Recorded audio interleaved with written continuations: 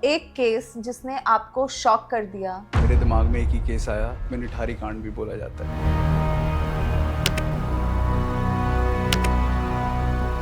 जितने भी लोग बोलते थे वो बोलते थे हमने लास्ट उस बच्चे को D5 के आसपास ही खेलते हुए देखा था एंड उसके बाद उन बच्चों का पता ही नहीं लगता था वो कहाँ गए। अपेरेंटली सुरिंदर कोहली ने पुलिस के सामने कन्फेशन दिया, ये सारे बच्चों को मैंने ही मारा है। दोनों को सुप्रीम कोर्ट ने बाइज्जत बरी कर दिया। लिकर पॉलिसी के against more than half year उन्होंने भी जेल में गुजारा। सो डिस्चार्ज उससे भी एक नेक्स्ट लेवल चीज़ होती है। इसके अंदर सारे के सारे बयान, एविडेंसेस, एवरीथिंग होती है कि इस बिना पे अब ट्रायल आगे चलेगा। और अरविंद केजरीवाल और उनके लॉयर्स ने बोला कि ये केसेस तो बनते ही नहीं है। सो ट्रायल स्टार्ट होने से पहले ही उनको एक तरीके से बरी कर दिया गया। साइबर क्राइम से रिलेटेड लोगों का बैंक अकाउंट खाली हो जा रहा है, तो लोगों को पैसा वापस मिल रहा है अपना। इतना आसान नहीं है पैसा वापस मिलना, क्योंकि आई हैव हर्ड कि divorce cases are on the rise. Advocates ही होते हैं, वो फैमिली कोर्ट का वीडियो बना के डालते हैं और आप उसमें फैमिली कोर्ट के बाहर भीड़ देखिएगा।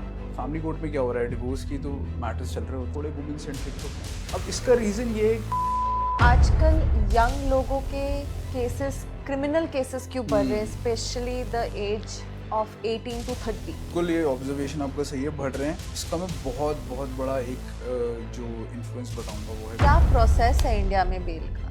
Bell is the rule, jail is the exception. आपको दर्शकों को बता दूं कितने टाइप की बेल होती है। मैं ये जानना चाहूंगी कि जेल की रियलिटी क्या है। मैं खुद भी तिहाड़ जाता हूँ और मंडोली जाता हूँ, कुछ करके नहीं, अपने क्लाइंट से मिलने।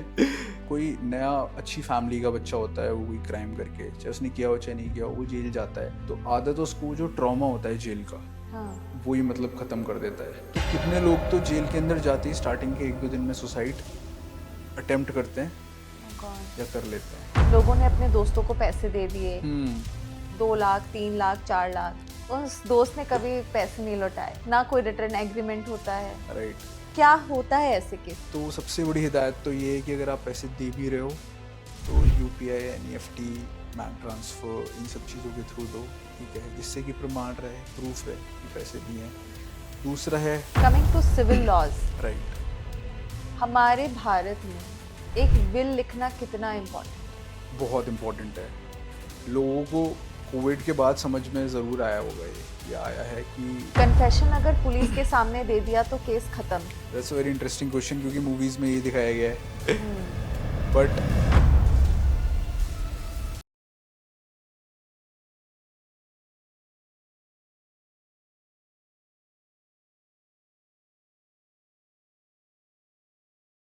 एक सवाल जो मैं एक लॉयर से हमेशा पूछती हूँ कि वो एक केस जिसने आपको शॉक कर दिया, जब आपको लगा कि इंसान और रिलेशनशिप्स को समझना इतना आसान नहीं है।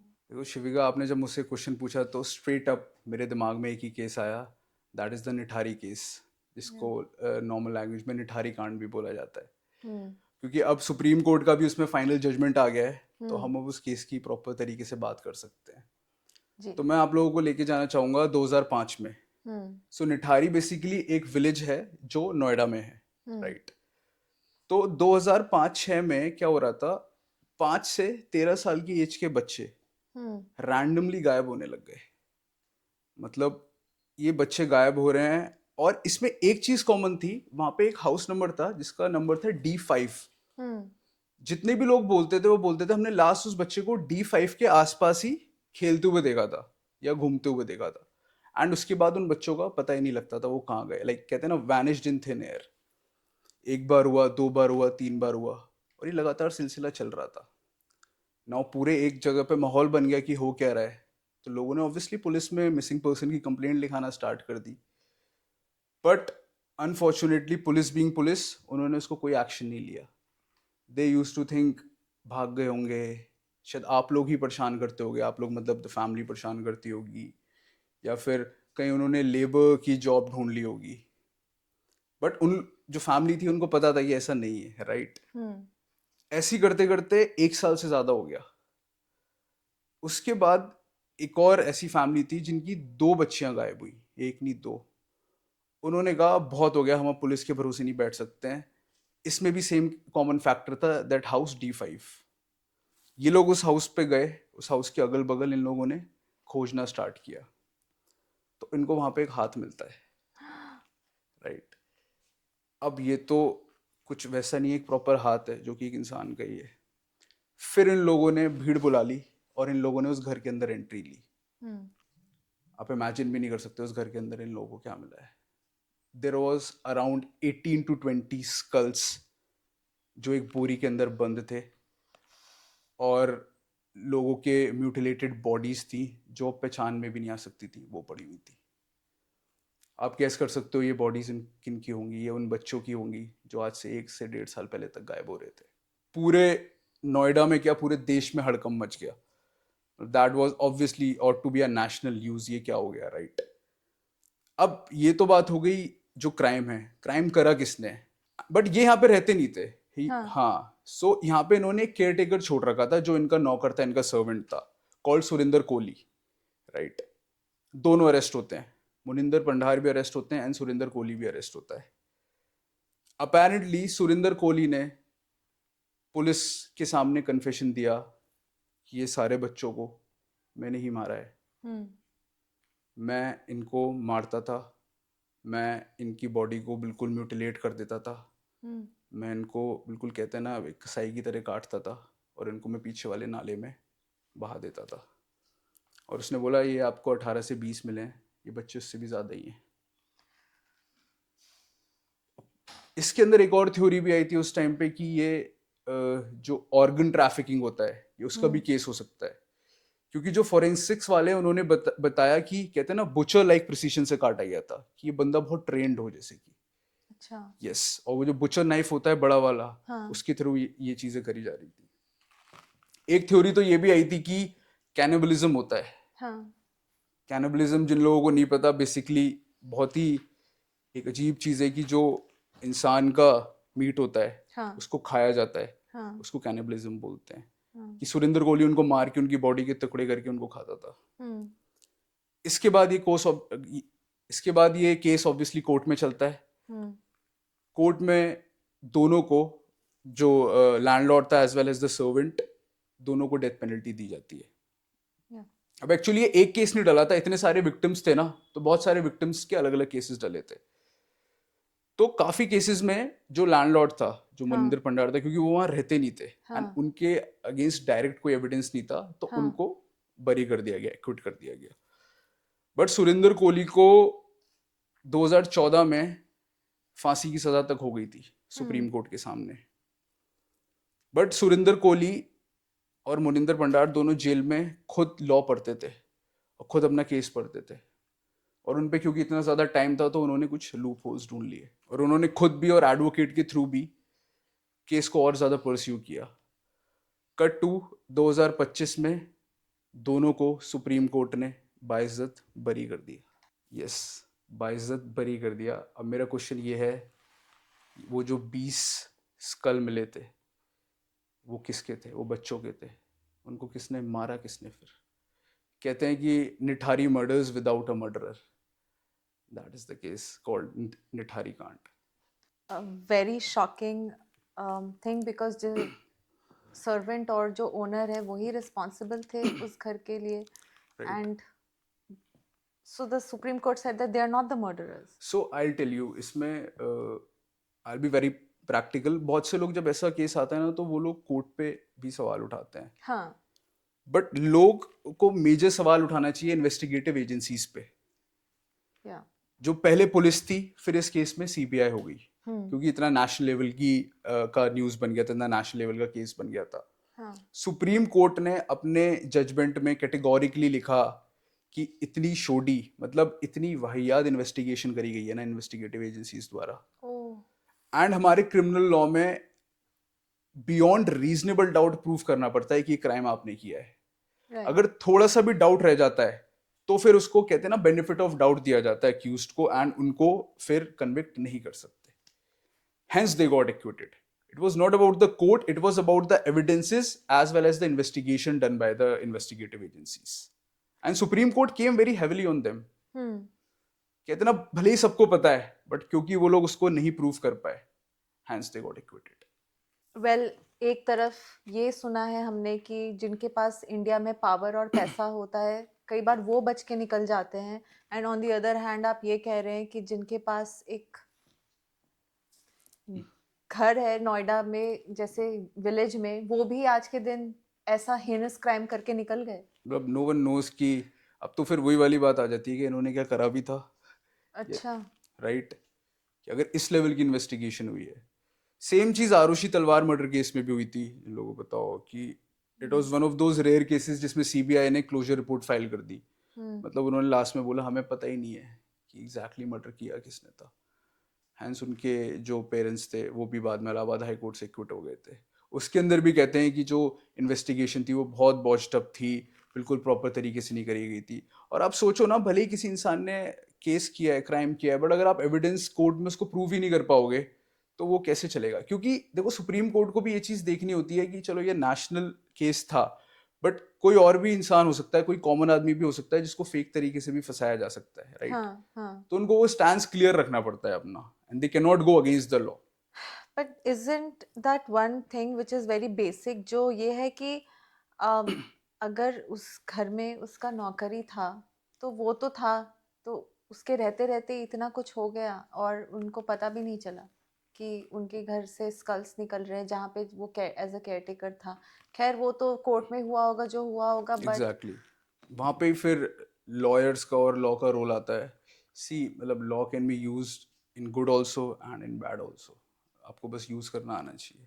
सो टिपिकली वो लोग बस जेल में थे कितने साल 19 तक? साल 19 साल। 19 साल जेल में था, बट इवेंचुअली उसको एक्विटल मतलब वो बरी हो गए सुप्रीम कोर्ट से। जबकि अगर इफ इट वाज ट्रू तो उनको डेथ पेनल्टी एग्जैक्टली मिलनी चाहिए थी। एग्जैक्टली एग्जैक्टली वर्डिक्ट्स देखने के बाद राइट when you know कि investigative agencies are not on point right. and इतने लूप होल्स हैं हमारे लॉज में, किस नज़रिए से देखते हैं इन चीज़ों को? सी आई विल बी ऑनेस्ट, अगर मैं एक अक्यूज्ड को रिप्रेजेंट कर रहा हूँ कोर्ट ऑफ लॉ में, देन तो it's beneficial if I am a defence lawyer, right? पर अगर मैं किसी विक्टिम को ऑन द अदर पार्ट कर रहा हूँ तो ये चीज़ें ऑब्वियसली बहुत परेशान करती हैं।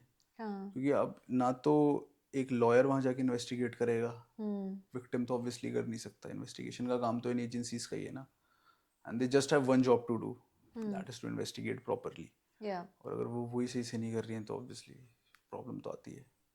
बट दैट इज समथिंग जिसके साथ कहते हैं ना आपको जीना सीखना पड़ता है।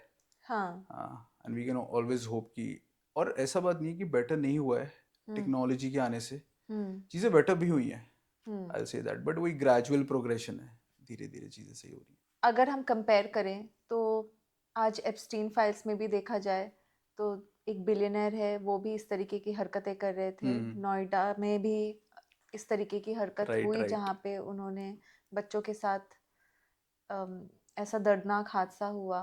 So my question here is कि अब आते हैं पॉलिटिशियंस के बारे में, तो लिकर पॉलिसी के अगेंस्ट हमारे जो सीएम है पहली बार अरेस्ट हो गए and more than half year उन्होंने भी जेल में गुजारा।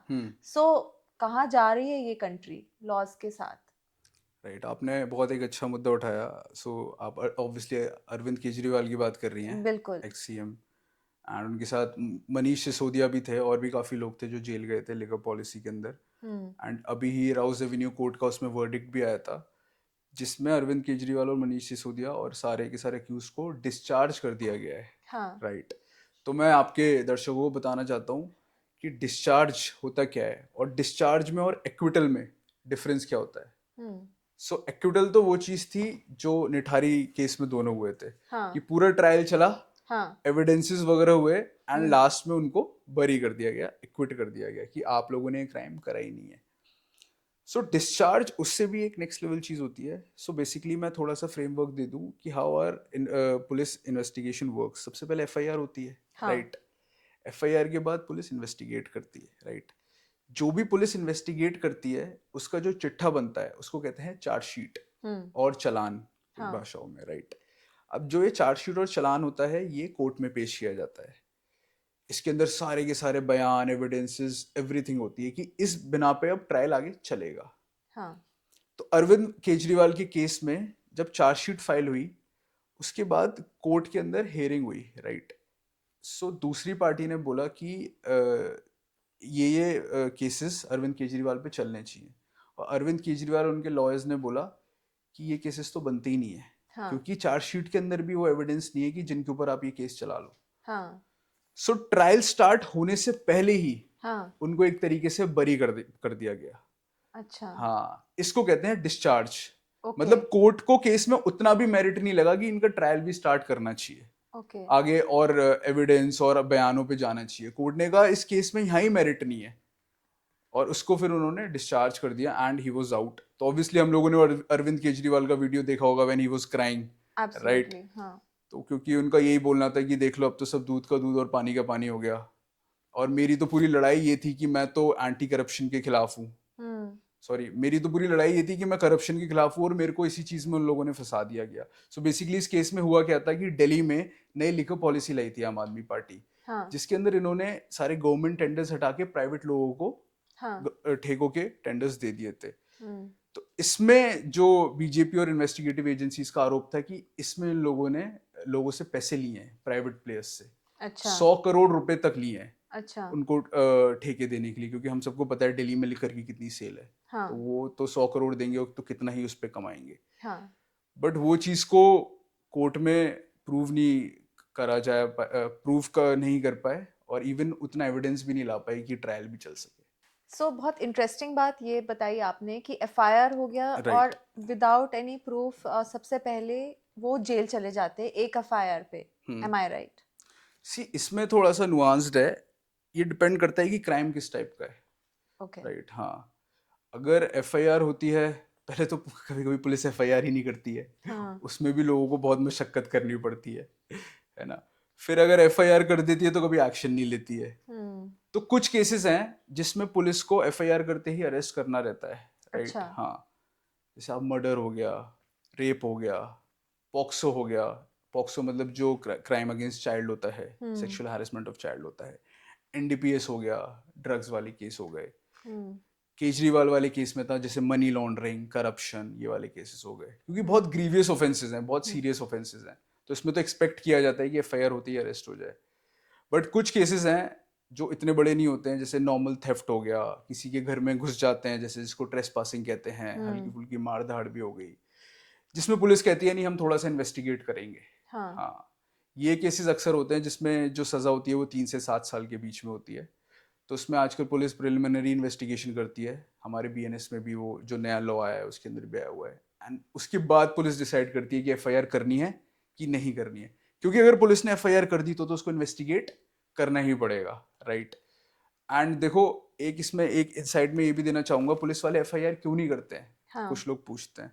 हाँ सो बेसिकली अगर पुलिस वाला एफआईआर करेगा और एक चीज़ देखी जाएगी कि उसके थाने में बहुत सारी एफआईआर्स हो रही हैं, दैट मीन्स उसके एरिया में क्राइम ज़्यादा हो रहा है। ओ दैट मीन्स वो गॉड क्राइम नहीं कंट्रोल कर पा रहा है, ओ गॉड क्योंकि उनके भी तो एक आका हैं, उनके भी तो एक बॉस हैं, फिर वो लोग उस चीज़ पे उन्हें क्वेश्चन करेंगे। ओ गॉड सो ये है रियलिटी। ये है रियलिटी। अक्सर लोग कहते हैं कि पुलिस हमें डरा देती है, इंस्टेड ऑफ पुलिस के साथ हमें सेफ फील करने से की जगह राइट लोग डरने लगते हैं। राइट। क्या ये एक और रीजन है कि लोग क्यों डरते हैं? ये तो आप सही कह रहे हो, पुलिस वैसे हमारे प्रोटेक्शन के लिए बनी है। हम्म बट जैसे ही हम रैंडम कहीं होंगे, जैसे हम सीपी में घूम रहे हैं, समझो आप 4 पुलिस वाले आते हुए दिखेंगे, हम्म आपने कुछ नहीं किया बट आपको एक थोड़ा डर सा लग जाता है। ये हम्म नॉर्मल ह्यूमन साइकोलॉजी बता रहा हूँ, ऐसे क्यों है। हम्म सो मैंने ना इसमें अपने एक्सपीरियंस में देखा है कि लोगों को ना, यार ऑब्वियसली पुलिस से इंटरेक्शन करना तो कोई सिखाता नहीं है, हाँ बट पुलिस से इंटरेक्शन में वो क्या करते हैं, या तो वो बिल्कुल ही डोसाइल हो जाते हैं हम्म कि जी सर बताइए क्या हो हाँ गया, है ना। हाँ या फिर वो बिल्कुल ही एक्सट्रीम हो जाते हैं, जैसे क्या बात हो गई, हाँ हाँ कोई दिक्कत है, वैसे वो नॉर्मल जैसे आप और मैं बात कर रहे हैं ऐसे बात ही नहीं कर पाते हैं। ट्रू सो मैं सब लोगों को यही बोलता हूँ कि यार वो वर्दी के पीछे वो भी एक ह्यूमन बीइंग ही है ना। हम्म एक बार कोशिश करो उसकी वेवलेंथ में आके उससे बात करने की। ना तो तुम्हें बहुत ज़्यादा उग्र होना है, ना ही तुम्हें बहुत ज़्यादा ऐसे डोसाइल बन जाना है, बेचारा बन जाना है। नॉर्मल तरीके से बात करो ना यार, जैसे अपने ऑफिस में करते हो, कॉर्पोरेट में करते हो। और हम्म बदतमीजी तो पहली बात क्यों ही करनी है, ठीक हम्म है ना आजकल।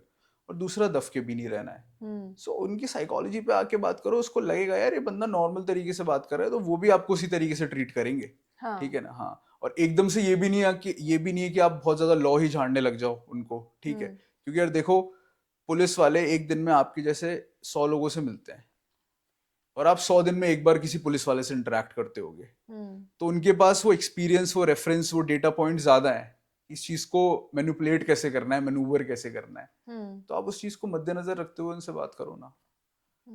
ये एक मेरी एडवाइस है, मतलब जो नॉर्मल लोग पुलिस वालों से जब बात करते हैं तो उन्हें करनी चाहिए। हाँ, मैं मानता हूँ पुलिस वालों की थोड़ी छवि भी ऐसी है, I will not deny that, या बट आपको ऐसे वो कुछ खा नहीं जाएंगे। हाँ, सो आप लॉयर कैसे बने? राइट। सो बेसिकली मेरे नाना एक लॉयर थे। ओके। राइट, हाँ, वो इन यूपी उत्तर प्रदेश में ही वॉज अ लॉयर। वो पब्लिक प्रोसिक्यूटर भी रहे थे, वो सरकारी वकील भी रहे थे। तो जब समर वेकेशंस होती थी तो हम लोग कहते हैं नानी के घर जाना है, तो हम नानी के घर जाते थे। तो समर वेकेशंस में क्या होता है, काफ़ी टाइम कोर्ट भी बंद रहता है। हाँ। हाँ। तो जब कोर्ट बंद रहते थे तो मेरे को बहुत टाइम मिलता था उनके साथ स्पेंड करने को, उनकी लाइब्रेरी में बैठने को और केसेस डिस्कस करने को। तो मैं तो कहते ना यार मंत्रमुग्ध सही हो जाता था। मैंने कहा यार क्या क्या बातें बता रहे हैं, ऐसा हुआ वैसा हुआ। मैंने लगा यार ये चीज़ें तो फिल्मों में ही देखी हैं, ये तो रियलिटी जी रहे हैं। तो वहाँ से आई वॉज इंस्पायर्ड। फिर स्कूल में भी आपको याद होगा सोशल स्टडीज़ का एक सब्जेक्ट हुआ करता था। हाँ। उसके अंदर हिस्ट्री, सिविक्स, ज्योग्राफी, ये सब होता था। तो मैंने उसमें एक चीज़ ऑब्जर्व करी कि हमारा फ्रीडम स्ट्रगल पढ़ाया गया था उसमें, सबने पढ़ा है देश का। तो जितने भी बड़े फ्रीडम फाइटर्स थे उन सब में एक ही चीज़ कॉमन थी, ऑल ऑफ देम वो प्रैक्टिसिंग लॉयर्स। चाहे आप महात्मा गांधी ले लिए, चाहे आप जवाहरलाल नेहरू ले लिए, चाहे आप B.R. अम्बेडकर ले लिए, चाहे आप राजेंद्र प्रसाद ले लिए, चाहे आप वल्लभ भाई पटेल ले लिए। इन लोगों ने देश का योगदान तो किया ही, बट ये सब एक चीज कॉमन थी, ये सब लॉयर्स थे। तो मैंने कहा यार कमाल है, वहां पे मतलब ग्राउंड जब मैं अपने नाना से मिलता हूँ तो वो भी बताते हैं कि सिटी में किस तरीके से वो अपने काम के थ्रू इम्पैक्ट बना पा रहे हैं, और एक ये लोग हैं ये नेशनल लेवल पे भी इम्पैक्ट बना पा रहे हैं। मैंने कहा यार कुछ तो दम है इस प्रोफेशन में, मतलब ये इन रियलिटी लाइफ चेंज कर सकता है लोगों की, लेट्स बी ऑनेस्ट। तो मैंने कहा नहीं यार करना तो यही है। तो उस वहां से मैंने डिसाइड किया I need to be a lawyer.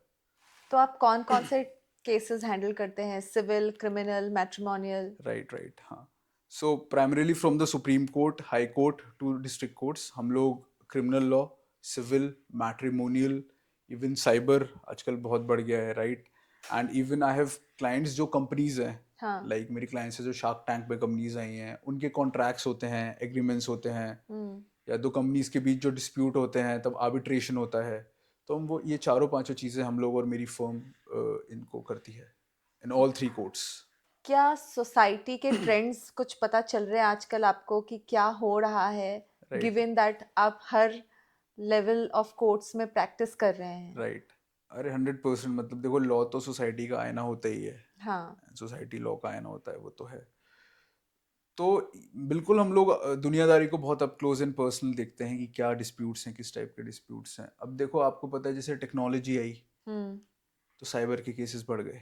हाँ। आज से पाँच पाँच साल पहले किसी ने डिजिटल अरेस्ट सुना भी नहीं होगा, मतलब हाँ। इस टाइप की कोई चीज़ एग्जिस्ट भी करेगी, हम्म। राइट। OTP स्कैम, ये सारी चीज़ें, ये चीज़ें एग्जिस्ट भी करेंगी। तो देखो पहले क्या होता था कि लोग कहीं बाहर अपन घूमने गए हैं, कहते थे ना जेब कट गई, हाँ। तो जो वॉलेट होता था हम्म। तो उसके अंदर जितने पैसे होते थे वही जाते थे। हाँ। अब आजकल होते हैं साइबर स्कैम, अच्छा। तो जो बैंक अकाउंट में जितने भी पैसे होते हैं सीधा वही जाते हैं। राइट। पहले वो 500 1000 जितने भी रुपए होंगे, और आपको पता है बैंक अकाउंट में तो लोग अपनी पूंजी रखते हैं यार जिंदगी हाँ। की, हाँ। पूरी की पूरी वही फ्रॉड हो जाती है। तो मतलब जैसी कि टेक्नोलॉजी आई, मैं ये समझाना चाह रहा हूँ कि जैसे उसके फायदे थे तो इस तरीके से नुकसान भी बहुत सारे हुए। ये एक चीज मेरे को दिखती है। दूसरा है ड्यू टू सोशल मीडिया, हाँ। 100% डिफरेंट टाइप के क्राइम्स आ गए हैं, डिफरेंट टाइप की चीजें हो गई हैं, लोगों में पेशेंस नहीं है ना। क्योंकि क्या होता है कि सोशल मीडिया पे ना वो बार बार अपने अगल बगल सेम नेगेटिविटी, सेम चीजें देखते रहते हैं, राइट। हम्म। तो एक तो लोग बहुत एंग्जाइटी में जीते हैं आजकल हाँ। कि हमारे साथ कभी ना हो जाए, हमारे साथ कभी ना हो जाए। कट टू वो करने वाले बंदे को और उग्र भी बनाता है अच्छा। कि हर जगह तो सेम चीज हो रही है, इसकी तो एक्सेप्टेंस आ गई अच्छा।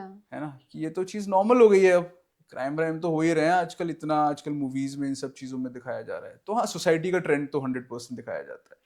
वन एग्जाम्पल, जैसे मनी लॉन्ड्रिंग की बात की आपने, राइट। साइबर क्राइम से रिलेटेड लोगों का बैंक अकाउंट खाली हो जा रहा है, तो लोगों को पैसा वापस मिल रहा है अपना? देखिए मैं आपको साइबर में बताऊं, इतना आसान नहीं है पैसा वापस मिलना, क्योंकि हम्म। ये लोग भी बहुत स्मार्ट हैं जो क्राइम करते हैं, जो इस चीज़ में जो अक्यूज होते हैं। ये लोग सबसे पहले तो पैसा अपने बैंक अकाउंट में रखते ही नहीं है। अच्छा। हाँ, ये उसको घुमा देते हैं ये, और कुछ बंदे तो पैसा निकाल लेंगे एटीएम से, कैश हम्म। निकाल लिया, बाकी बंदे म्यूल अकाउंट बना के रखते हैं। हम्म। एक अकाउंट में पैसा आया, वो 50 अकाउंट्स में ट्रांसफर हो जाता है इधर उधर। अच्छा। राइट। तो फिर साइबर सेल वाले आते हैं, वो क्या करते हैं, अकाउंट्स पे फ्रीज फ्रीज फ्रीज लगाते रहते हैं। हाँ, वैसे तो उनको लीन लगाना चाहिए, मतलब जितना पैसा उस अकाउंट में आया था सिर्फ वही ब्लॉक होना चाहिए। पर हम्म। आजकल मेरे पे कितने केसेस आते हैं कि पूरा का पूरा अकाउंट ही फ्रीज कर दिया है ना। हम्म। वो आते हैं, सर अकाउंट खुलवा दो, हमारी तो कोई गलती भी नहीं थी, हमने तो हाँ। एक रैंडम ट्रांजेक्शन किया था। हाँ। मतलब आप मानोगे नहीं, एक केस है, एक कंपनी थी जिसका एनुअल टर्नओवर 200 करोड़ था। हम्म।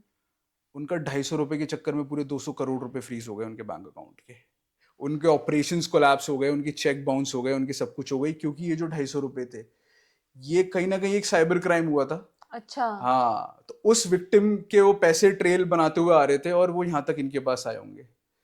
तो जो साइबर वाले हैं, उन्होंने तो ना आफ देखा ना ताफ देखा, जिस जिस अकाउंट से गए वो पैसे, वो सबको फ्रीज करते हुए गए। फिर दिल्ली हाई कोर्ट में उन्होंने रिट पिटीशन फाइल करी और अपना बैंक अकाउंट अनफ्रीज करवाया। टॉकिंग अबाउट मैट्रिमोनी, क्या चल रहा है मैट्रिमोनी में इंडिया में? एंड आई हैव हर्ड कि divorce cases are on the rise. Unfortunately that is true. आपने शायद एक रील देखी होगी, वो काफ़ी वायरल हुई है। दो हम्म। तीन ऐसी रील हैं जिसमें एडवोकेट्स ही होते हैं, वो फैमिली कोर्ट का वीडियो बना के डालते हैं, हम्म। और आप उसमें फैमिली कोर्ट के बाहर भीड़ देखिएगा। मतलब एक तो कहते हैं ना, प्रत्यक्ष को प्रमाण की जरूरत नहीं होती है, you can just see it through your eyes. हाँ। मतलब खचा खच भरे होते हैं फैमिली कोर्ट्स। फैमिली कोर्ट में क्या हो रहा है, डिवोर्स की तो मैटर्स चल रहे होते हैं। अच्छा। राइट। सो इस बात में तो कोई दो राय नहीं है कि डिवोर्स तो बहुत ज़्यादा हो रहे हैं। हम्म। मैं खुद ही मतलब मेरे पे इतने सारे कंसल्टेशंस आते हैं इंस्टाग्राम पे, हम्म। एक एक महीना, 4 4 महीने, 6 6 महीने, सर हमें डिवोर्स चाहिए हमारे हस्बैंड से, हमारी वाइफ से, प्लीज़ आप हमारा डिवोर्स कराइए। उस मतलब उतना ही टाइम उनको लग रहा है ये चीज़ समझने में कि this is not working. Hmm. And थोड़ा सा ना वो हो गया है कि लोग बोलते थे कि सह लो, हाँ। खींच लो, सेटल कर लो। देखो दोनों चीज़ें हैं, मतलब जो प्रताड़ित लोग हैं वो भी बोलते हैं हम ये तो अब नहीं सहेंगे, हम्म। और दूसरा इंसान जिसके अंदर पेशेंस नहीं है वो भी बोलता है दिस इज इट, मैं अब हम्म। नहीं कर सकता, चाहे मेरे पे बेटर ऑप्शंस हों चाहे ना हो, hmm. But I have got one life, है ना। हम्म। तो वो मैं इस तरीके से तो वेस्ट नहीं करूँगा। लॉज अराउंड डिवोर्स केसेस, किस तरीके के लॉज हैं? राइट। सो देखिए, इन ट्रेंड देखा गया है कि डिवोर्स केसेस के जो लॉज हैं वो थोड़े वुमेन सेंट्रिक तो हैं, हम्म। They support women. अच्छा। राइट। अब इसका रीजन ये है कि यार आपको हमारे देश के बारे में पता है, एक पेट्रियार्कल सोसाइटी रही है, पुरुष प्रधान देश रहा है पहले। हम्म। तो लॉ भी ये वाले थोड़े पहले ही बने थे, राइट। अच्छा। तो उन्होंने तो उसी हिसाब से बताया कि उस टाइम पे majority of the girls they used to be housewife, हाँ। केयर गिवर होती थी, होम मेकर आज जो वर्ड यूज किया जाता है वो होती थी, जो कि अपने आप में एक बहुत बड़ी रिस्पॉन्सिबिलिटी, और मैं तो फुल टाइम जॉब मानता हूँ, क्योंकि हाँ। मेरी मदर एक होम मेकर रही है, मैंने उनको हाँ। देखा है वो कितनी मेहनत करती हैं। राइट। बट क्या हुआ, धीरे धीरे सोसाइटल ट्रेंड भी चेंज होने लगा। अभी हम्म। ऑल लो की लड़कियां कितना अच्छा कर रही हैं और कितना वर्क फोर्स में आ गई हैं, right. Hmm. But law same रहा है, हम्म। लॉ अभी भी वुमेन सेंट्रिक ही रहा, जो हम्म। कि आज के दिन भी है। तो फिर कुछ लड़कियों को ये चीज भी समझ में आई, नहीं यार इसका तो गलत फायदा भी उठाया जा सकता है टू हैरेस द मेल और हम्म। हस्बैंड, हम्म। और वो काफी ज्यादा हद तक होना स्टार्ट हो गया है। और हम्म। मैं खुद ही मतलब अपनी आंखों से देखता हूँ कि द लेवल ऑफ हरासमेंट जो होता है इन केसेस के through hmm. The male person, it's next level. Example, one example. Right. So अब क्या होता है जब डिवोर्स होता है, तो एक प्रावधान है कि मेंटेनेंस देना होता है वाइफ को, है ना। मेंटेनेंस दो टाइप के होते हैं, एक इंटरिम मेंटेनेंस होता है, मेंटेनेंस मतलब कुछ पैसे देने होते हैं, गुजार भत्ता जिसको कहते हैं हिंदी में। एक इंटरिम मेंटेनेंस होता है कि जब केस चल रहा है उस दौरान वाइफ को पैसे दिए जाएंगे। एक फिर फाइनल मेंटेनेंस बनता है, हम्म। जिसको एलिमनी भी बोलते हैं, एक हम्म। लमसम अमाउंट होता है, देना होता है, हम्म। राइट।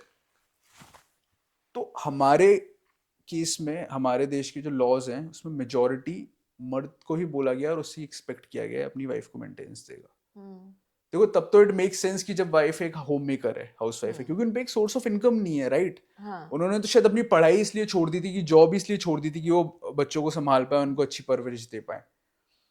बट केसेस वो भी हैं जिसमें मर्द एग्जैक्टली औरत जितना कमा रही है हम्म, या उससे भी ज्यादा कमा रही है, हम्म, स्टिल हस्बैंड को ही मेंटेनेंस देना पड़ रहा है वाइफ को। How does it make sense, right. Hmm, तो वो एक चीज है जो मैं सबसे ज्यादा देखता हूँ, जो आई डोंट थिंक सो कि अभी वो चेंज हो भी रही है, वो हो ही रहा है। मतलब मर्द अगर 10 रुपए कमा रहा है और औरत अगर 12 रुपए कमा रही है, तो मर्द से एक्सपेक्ट किया जाएगा कि उसको 5 रुपए और दे। हम्म। That's how it is gender biased. But like ये उस टाइम पे होता है जब एक मतलब फैमिली इन्वॉल्व्ड है या जस्ट कपल है। आप ये जो कह रहे हैं कि 5 रुपए दिया जाए जब देयर कपल और there is a family involved also, no कि नो, उनके बच्चे भी हैं। बच्चों को तो देना ही होता है। अगर बच्चे हैं उनको तो मेंटेनेंस देना ही होता है, but even if the wife is alone, तो हम्म, शायद वाइफ को 5 नहीं मिले, 3 मिले, है हम्म, ना, क्योंकि बच्चों के नहीं है, हम्म। बट स्टिल मिलेंगे वाइफ को ही। And Yeah. क्या है सिनेरियो डिवोर्स केसेस का? कितना टिपिकली टाइम लगता है? क्योंकि लोग भी मूव ऑन करना चाहते हैं वंस जब वो एक इस सिचुएशन में आ जाते हैं तो। Right right right. देखिए, इन मेजोरिटी 2 तरीके से डिवोर्स होते हैं। एक तो म्यूचुअल डिवोर्स होता है, hmm, and both the parties are ready, right. हाँ, दैट इज क्विक, है ना। हाँ, वो तो अब तो आप मानो कि 3 से 6 महीने में भी वो हो सकता है, हम्म, क्योंकि अब तो एक कूलिंग ऑफ पीरियड होता था between first motion and second motion. Court ने वो भी हटा दिया है कि दोनों पार्टी रेडी हैं तो क्यों स्ट्रेच करना, अच्छा, राइट। हम्म, आगे बढ़ेंगे अपनी लाइफ में।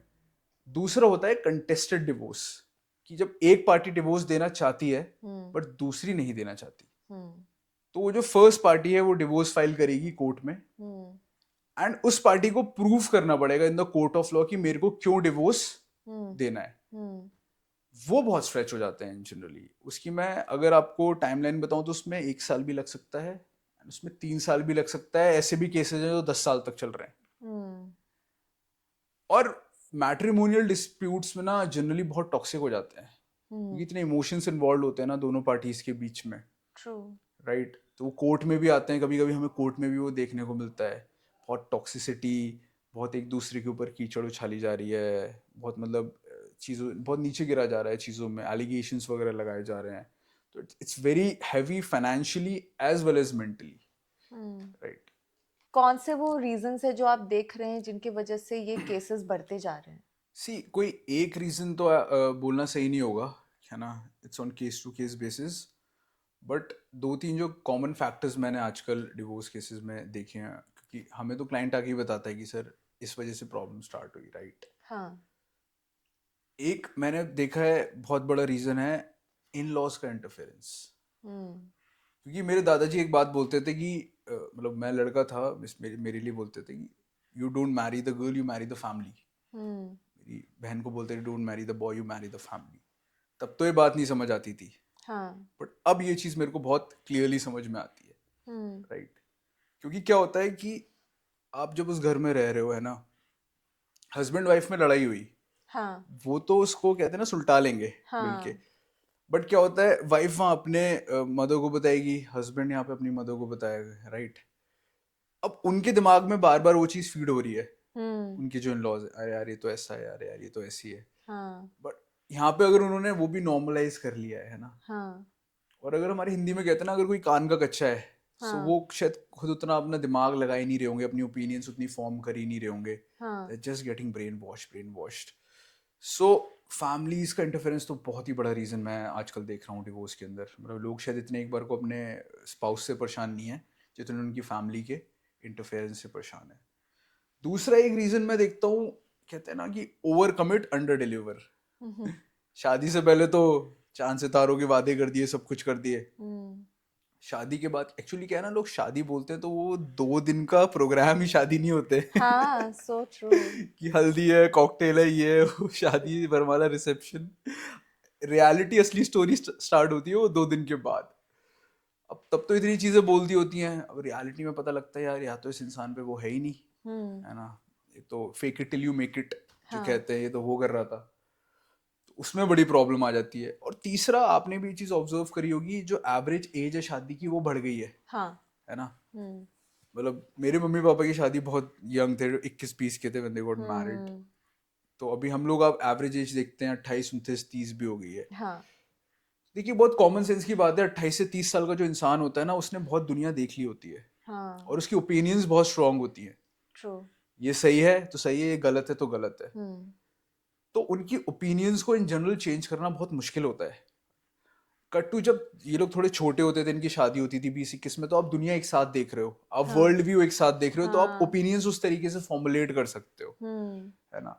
तो मेरे को वो एक बहुत बड़ी प्रॉब्लम दिखती है, लोग बहुत रिजिड है अपनी थिंकिंग को लेके। हम्म क्या होता है, हर इंसान के ना, जब वो एक रिलेशन में आता है तो उसके 5 नेगोशिएबल्स होते हैं, 5 नॉन नेगोशिएबल्स होते हैं। हम्म ये 5 पॉइंटर्स हैं, इन पे तो मैं दूसरे इंसान के साथ नेगोशिएट कर लूंगा हम्म कि अच्छा वो घूमने उतना नहीं ले जा पा रहा है, चलो कोई नहीं, साल में एक बार चल लेंगे, शॉपिंग हाँ इतनी नहीं करा पा रहे, कम कर लेंगे।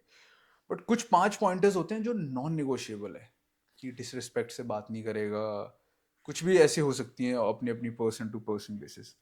जब वो नॉन नेगोशिएबल चीज़ों पे भी डेंट आने लगता है ना, और आप उसको बार बार पी रहे होते हो, हम्म तब वो आता है ट्रिगर पॉइंट, और फिर होती है लड़ाइयाँ। हम्म राइट।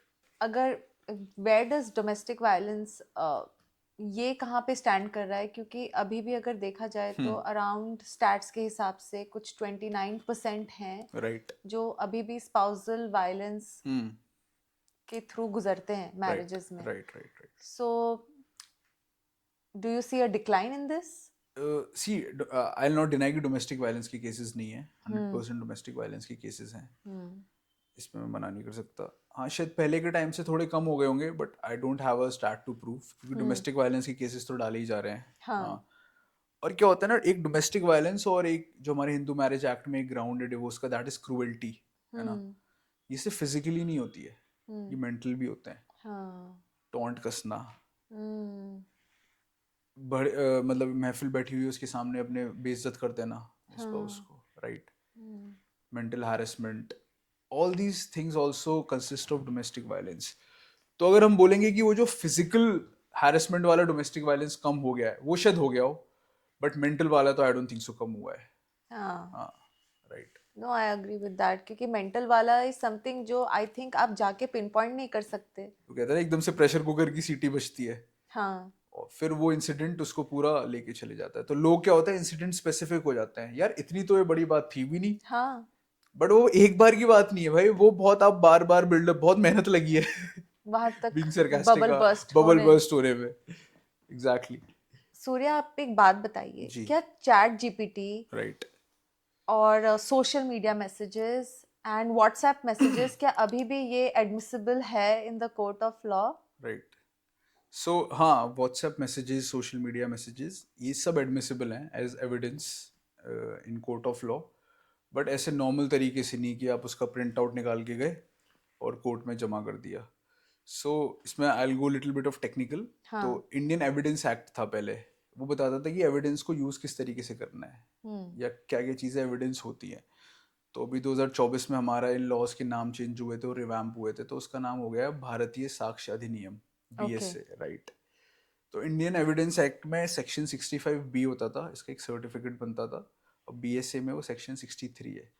सो बेसिकली इस सर्टिफिकेट का मतलब क्या है, जब भी आप कोई व्हाट्सएप चैट किसी की लगा रहे हो, तो उसके लिए आपको वो सर्टिफिकेट चाहिए होगा, and this certificate is technical. अच्छा हाँ, इस सर्टिफिकेट में लिखा होगा कि ये कोई टेक्निकल पर्सन द्वारा होगा, कोई IT पर्सन द्वारा हो सकता है। इसमें ये लिखा होगा कि ये जो चैट है इसके साथ कोई भी टेम्परिंग नहीं है, ओके राइट। हाँ, ये जिस सोर्स से बताया जा रहा है उस सोर्स से ही लिया गया है। ओके हाँ, और इस दिन लिया गया है, क्योंकि ऐसे तो आजकल आपको पता है मैनिपुलेशन कितना आसान है थ्रू हाँ AI, राइट, हाँ चैट्स वगैरह का। तो ये उस चीज़ को मिटिगेट करता है। तो जो भी लोग चाहते हैं कि इसका सर्टिफिकेट, व्हाट्सएप चैट को एविडेंस बनाना, वो हमेशा याद रखें, आपका लॉयर भी आपको बता देगा कि वो एविडेंस इस सर्टिफिकेट के साथ ही बनाना चाहिए, और बनेगा। What's going on with chat GPT? इस पे हमने काफी बस सुना है कि अभी आप एआई से बात कर रहे हैं, आप सारी चीजें पूछ रहे हैं, तो ये भी कल को आपके अगेंस्ट वर्क कर सकता है कोर्ट में। यार ये तो पहले मैंने ऑब्जर्व किया था, अब तो ये लोगों ने भी बोल दिया जो AI फाउंडर्स है, कि जो AI एप्स है ना, जैसे चैट GPT, ये आपको अपीज करने के लिए बने हुए हैं।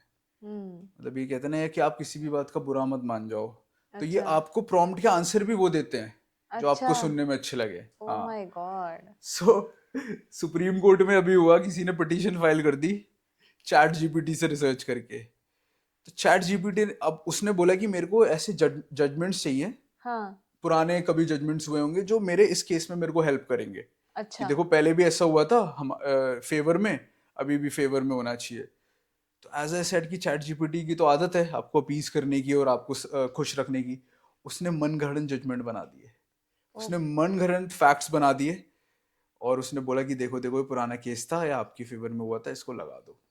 और वो कहते हैं ना कि नकल के लिए भी अकल चाहिए होती है, हाँ। वो लॉयर रहा होगा, उसने वही लगा दिया। Oh. Supreme court being supreme court, उनको कितना टाइम लगा पकड़ने में, उन्होंने कहा ऐसा तो कोई जजमेंट एग्जिस्ट ही नहीं करता, इस जजमेंट का तो कोई वजूद ही नहीं है। Oh my God. फिर लिया उसको रिमांड पे। यूएस में एक हम्म केस हुआ था जहाँ पे चैट जीपीटी ने बोला हाँ you should commit suicide. Hmm so the point was कि वो जो पर्सन है वो अपने पर्सनल डेटा इतने शेयर कर रहा था। हम्म नाउ द पॉइंट इज कि कोई इतने पर्सनल डेटा शेयर कर रहा है, डे टू डे बेसिस पे उससे बात कर रहा है, hmm and be it business, be it professional, be hmm it personal, be it anything. Hmm अब वो बंदा किसी केस में फंस गया। हम्म अब नाउ वो जो उसके कॉन्वर्सेशंस है चैट जीपीटी के साथ, now hmm. That conversations can be used against him, ऐसा कुछ है? देखिए अभी तक तो ऐसा कुछ नहीं है, ओके। राइट। हाँ, क्योंकि आपने वो बिल्कुल सही बोला, ये जैसे लॉ भी इवॉल्व है ना, हम्म ये चीज़ भी नई आई है, तो लॉ भी उस तरीके से इवॉल्व हो रहा है। अब थोड़ा सा ड्रॉबैक ये है कि लॉ हमेशा कैचअप ही खेल रहा होता है हम्म। टेक्नोलॉजी के साथ, वो 2 कदम ना आगे ही रहती है, लॉ। राइट। मतलब एआई। हाँ, कि टेक्नोलॉजी टेक्नोलॉजी। आगे निकल जाती है, लॉ कैचअप खेल रहा होता है। हाँ, हाँ हाँ कि अच्छा ऐसा भी हो रहा है, इसको पकड़ना है, इस पे लॉज बनाने हैं, क्योंकि हाँ technology moves very fast, law हाँ। इतना तेज काम नहीं करता है। तो अभी आज के मोमेंट पे तो ऐसा कोई लॉ या फिर केस नहीं है, हम्म। बट दैट बीइंग सेड, हाँ फ्यूचर में ऐसे बहुत आने वाले हैं। आजकल यंग लोगों के केसेस, क्रिमिनल केसेस क्यों बढ़ रहे हैं, hmm, especially the age of 18 to 30? Right. ये तो 18 to 30 तो बढ़ ही रहे हैं, और उसकी कम एज वाले भी, जिनको जुवेनाइल कहते हैं, नाबालिग हाँ। होते हैं, उसमें तो बहुत ज़्यादा बढ़ रहे हैं। बिल्कुल, ये ऑब्जर्वेशन आपका सही है, बढ़ रहे हैं। इसका मैं बहुत बहुत बड़ा एक जो इन्फ्लुएंस बताऊंगा वो है सोशल मीडिया। हम्म अब सोशल मीडिया में आप लाइक इंस्टाग्राम भी ले सकते हो, रील्स भी ले सकते हो, आजकल की मूवीज भी ले सकते हो, और आजकल का जो ओटीटी पे कंटेंट आ रहा है वो भी ले सकते हो, और एज वेल एज सॉन्ग्स भी ले सकते हो। हम्म। क्योंकि इन लोगों ने वायलेंस को इतना ग्लोरीफाई कर दिया है आई ना। एग्री। अब एनिमल मूवी हम सबने देखी है, हाँ। आपको पता है लोग उसके कितने फैन बन गए थे, राइट। सही गलत वो अलग बात है। एक शो है पाब्लो एस्कोबार की लाइफ के ऊपर, Narcos, hmm it's very famous. तो मैं कितने ऐसे लोगों को जानता हूँ जो उसमें लास्ट में, थोड़ा स्पॉइलर दे रहा हूँ, जब पाब्लो एस्कोबार की डेथ हो जाती है, तो इन रियलिटी में भी हुई थी, जब उसको एजेंट्स मार देते हैं, तो ये सब लोग दुखी हो गए जिन लोगों ने वो हम्म शो देखा था। अरे यार, मतलब पाब्लो कैसे मर गया, हम्म जबकि वो एक डेजिग्नेटेड टेररिस्ट था, हम्म। है ना। तो उसकी लाइफस्टाइल को मतलब इतना ग्लोरीफाई कर दिया ना उन्होंने, मैंने कहा यार चीज़ तो यही है यार, थ्रिल तो इसी के अंदर। आजकल वो वर्ड्स यूज होते हैं ना, भौकाल, हाँ टोरा। हाँ। हाँ, तो ये चीज़ें मानो ना मानो बहुत यूथ को इन्फ्लुएंस करता है। वो बहुत नेसेंट स्टेज पे होते हैं, बहुत बच्चे होते हैं, हम्म उनको रिपरकशंस पता ही नहीं है, उनको आइडिया ही नहीं है क्या होगा। मतलब मेरे मेरे खुद मेरे पास क्लाइंट्स हैं जो 16-16 17-17 साल के हैं, जिन्होंने इतने हीनियस क्राइम्स कर रखे हैं स्कूल वगैरह के अंदर, और बस वो यही बोलते हैं कि भैया अब क्या होगा, अब कहीं हम आगे हमारी जॉब तो लग जाएगी, हमें भैया कॉलेज में एडमिशन मिलेगा कि नहीं मिलेगा। तो उनको रियलिटी हिट मारती है, बट तो बहुत बाद में मारती है। तो इसका हाँ, ये तो है, यूथ में ये इन्फ्लुएंस मैं सोशल मीडिया की वजह से बोलूँगा। Like what kind of heinous crimes? So I do have a clients जो मतलब 16 साल का है, उसने मर्डर कर दिया था। बट अब उसका अगर लॉजिक सुनोगे तो उसमें वो बोला गया कि उसने मेरी सिस्टर के बारे में बहुत गलत बोला था, तो मैंने तैश में आके उसका मर्डर कर दिया। एंड फिर वो, और आप मानोगे नहीं, जब वो जेल में उसकी एंट्री एग्जिट होती है, तो उसके जो साथ के दोस्त होते हैं वो उसकी रील बनाते हैं। आजकल ये गाने चल रहे हैं, एक खटोला जेल के भीतर, एक खटोला जेल के बाहर, दीज आर हरियाणवी सॉन्ग्स। हाँ सिस्टम हैंग कर देंगे, हाँ, वो ऐसे कैप्शन डालते हैं अपने वीडियोस पे, और मतलब मैं उस चीज़ को देखता हूँ होते हुए। तो मेरे मतलब ये एक मैं मैसेज भी देना चाहूँगा आपके व्यूअर्स को कि जितने भी मेरे छोटे भाई हैं या इवन बहनें हैं, तो ये कहते हैं ना कि सिस्टम हैंग कर देंगे और एक खटोला जेल के भीतर जेल के बाहर, भाई साहब ज़मीनें बिक जाती हैं बेल लेने में, बेल नहीं होती है। तो प्लीज़ अभी आप समझ जाओ और इन चीज़ों से दूर हो जाओ। कुछ नहीं रखा इस भौकाल में। अच्छे अच्छों की ज़िंदगियाँ बिल्कुल कहते हैं ना मिट्टी पलीत हो गई हैं। क्या प्रोसेस है इंडिया में बेल का? बेल का, राइट। देखिए इंडिया में कहते हैं कि bail is the rule, jail is the exception. अच्छा। हाँ, मतलब बेल तो कहते हैं ना डिफॉल्ट सेटिंग है। हाँ। हाँ, और जेल एक्सेप्शन है। हम्म। कुछ केसेस हैं जिसमें ऐसा नहीं है, जैसे कि मैं आपको पहले बताया था एनडीपीएस हो गया, अगर उसमें ड्रग्स की क्वांटिटी बहुत ज़्यादा है या कोई बहुत ग्रीवियस ऑफेंस हो गया। उसके लिए पहले ये समझ लेते हैं, आपको दर्शकों को बता दूं कितने टाइप की बेल होती है। अच्छा। राइट, हाँ, क्योंकि बेल एक टाइप की नहीं होती है। तो देखिए सबसे पहले तो जो बेल होती है उसको एंटिसिपेटरी बेल कहते हैं। हम्म। सो एंटिसिपेटरी बेल बेसिकली आपको एंटिसिपेशन है कि आपके ऊपर एफआईआर हो गई है और आप अब अरेस्ट होने वाले हो, हम्म। तो आप पहले ही कोर्ट में जाके बेल ले लेते हो। अच्छा। हाँ, अब बोलते हो कि मेरे को एंटिसिपेटरी बेल दे दी जाए और मैं हाँ। इन्वेस्टिगेशन में अपना पूरा वो हेल्प करूंगा हम्म। पुलिस की। ठीक है। अब दूसरी रेगुलर बेल होती है, जो अपने को पता है कि जब बंदा अरेस्ट हो जाता है ना, उसके बाद जो बेल अप्लाई करता है वो रेगुलर बेल होती है। तीसरी इंटरिम बेल होती है, वो जेल में है बट एक हफ्ते की बेल चाहिए, मतलब हम्म। उसको एक हफ्ते के लिए बाहर आना है, 10 दिन के लिए बाहर आना है। हम पे केसेस होते हैं कि अक्यूज होता है उसका बेबी हो रहा हम्म। है ना, किसी के ब्रदर की शादी है, हम्म। तो वो जेल नहीं काट रहा है बट बोलता है बस एक हफ्ते 10 दिन के लिए बाहर निकाल दो, फिर मैं वापस जेल में चले जाऊंगा। हम्म। फिर चौथी एक ट्रांजिट बेल होती है। हम्म। तो फॉर एग्जाम्पल अगर कोई इंसान यहाँ दिल्ली में बैठा हुआ है, उसके अगेंस्ट एफआईआर हो जाए छत्तीसगढ़ में, हम्म। राइट, अब छत्तीसगढ़ में एफआईआर हो जाए तो उसको बेल तो वहां लेनी पड़ेगी, हाँ। है ना, क्योंकि केस वहां पे हुआ होगा। हाँ। बट वो अपने दिल्ली के यहाँ कोर्ट में बोलेगा कि सर आप मेरे को यहाँ से छत्तीसगढ़ जाना है, मेरे को, हाँ। मैं वहां जाके बेल ले लूंगा, वो ट्रैवलिंग तक के लिए मेरे को बेल दे दो, अच्छा। जितना भी मेरे को टाइम लगेगा, और वहां बेल अप्लाई करनी पड़ेगी, हम्म।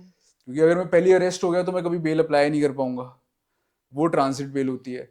और पांचवी होती है डिफॉल्ट बेल। हम्म। तो बेसिकली पुलिस के पास 60 से 90 दिन का टाइम है चार्जशीट फाइल करने के लिए, जो अपन ने केजरीवाल केस में बात करी थी, जिसको चालान कहते हैं। अगर पुलिस वो टाइम में चार्जशीट फाइल नहीं कर पाती है और जो अक्यूज है वो अभी भी जेल में है, हम्म। तो 91st डे पे उसको डिफॉल्ट तरीके से बेल दे दी जाएगी, क्योंकि पुलिस ने अपना काम डिले किया है, आपको अच्छा। तो जेल हो रखी थी। ओके। राइट, ये होती हैं। और बेल में इंपॉर्टेंट चीजें ये होती हैं कि क्राइम कैसा है, हम्म। पुराना कोई केस तो नहीं है। हम्म। अगर किसी पे पुराने केस हैं, जैसे हिस्ट्री शीटर कहते हैं, रिपीटेड ऑफेंडर कहते हैं, तो हाँ। उनको शायद बेल मिलने में उतनी मुश्किल होगी। अच्छा। अगर कोई यंग लड़का होगा, है हम्म। ना, या कोई लड़की होगी, उनको थोड़ा सा केस वो कोर्ट ह्यूमैनिटेरियन ग्राउंड पे जल्दी बेल दे देता है। हम्म। ये सब चीजें डिपेंड करती हैं बेल में। एक बात मैं पूछना चाहूंगी कि रिसेंटली अभी जब होली गया 3 मार्च को, हम्म। तो उस दिन नोएडा के ही एक अच्छे सोसाइटी में हम्म। एक 39 ईयर ओल्ड पर्सन थे, जो उनका एक्स्ट्रा मैरिटल अफेयर था, उनके 2 बच्चे थे, एंड जिनके साथ एक्स्ट्रा मैरिटल अफेयर था वो आई अपने भाई और नेबर के साथ, एंड वो सोसाइटी में घुसती है होली के दिन, जब सब कोई होली खेल के चले गए हैं, एंड आई थिंक वो फेस टू फेस बात करते हैं कि शादी करो वरना वही मार देंगे, ओके। एंड उसने शायद मना कर दिया लड़के ने, एंड वहां पे उस पे गोली चला दी गई लड़के पे। तो ये इतना आसान कैसे हो गया है? जैसे कि आपने बोला कि एक ये रील देख के, सोशल मीडिया देख के लोग बोल रहे हैं हाँ भाई हम तो जेल जाएंगे, कोई प्रॉब्लम नहीं है, तो इतना आसान हो गया है कि गन्स है लोगों के पास और जाके मार दिया एक इंसान को, तो कोई रिपरकशंस उनको फील नहीं हो रहा। अपने पर्सनल लाइफ पे जो कोई भी कुछ भी गलत काम कर रहे उसकी बात तो अलग है, but something like murder right, right. On the spot in the society. I know. So जो आपने केस बताया, जिसका आपने एग्जांपल दिया, ऐसे केसेस बहुत होते हैं। इसमें कहते हैं ना कि वो heat of the moment, okay. Right, मतलब समझ ही नहीं आता इंसान को कि क्या सही है क्या गलत है। हाँ, तो उसको बस मतलब इसको थोड़ा उस तरीके से बोलें जैसे कोई बंदा सुसाइड भी करता है ना, वो not heat of the moment होगा, बट कहते हैं कभी उनका भी दिमाग काम नहीं कर रहा होता है या फिर थोड़ा डिफरेंट तरीके से काम कर रहा होता है कि वो इतना ग्रूसम स्टेप ले लेते हैं। सेम चीज को आप अप्लाई कर सकते हो मर्डर केस में कि हीट ऑफ द मोमेंट में उसको उसके अंदर इतना कहते हैं ना एंग्स्ट था, इतना रेज था। भाई वो गन लेके चले थे, कहने का मतलब ये है कि गन्स मिल जाते हैं हमारे कंट्री में इजीली। देखिए ये तो अब ऐसा तो नहीं है कि गन्स अब इजीली मिल जाते हैं, गन्स मिलना तो उल्टा और मुश्किल हो गया है।